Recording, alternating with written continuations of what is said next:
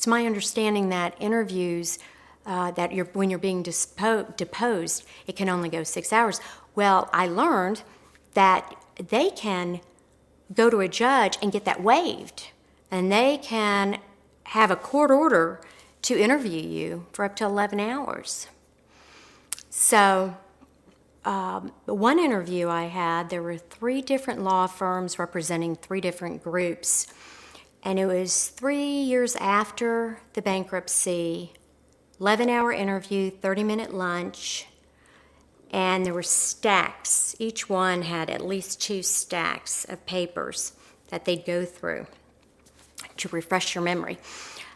And it was over a 72-hour period that had occurred 3 years prior.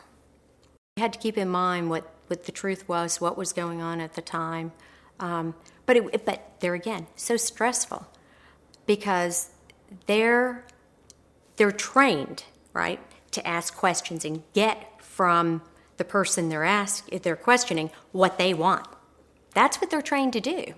It was asked in a manner that it was like, well, why didn't you do this? And that was pretty much not only with the examiner, that was the Department of Justice.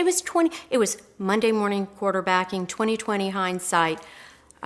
They got to spend hours, and staff members delving and creating and researching, and after the fact, up to 3-4 years later, well, why didn't you do this? It's the same questions 10 different ways, and say, see, she answered it differently every time.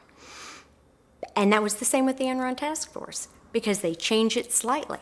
Or then in most times, I'd say most times 70%. Therefore, Mrs. Joyce, you would agree that, and then they'd restate it. And you're so tired.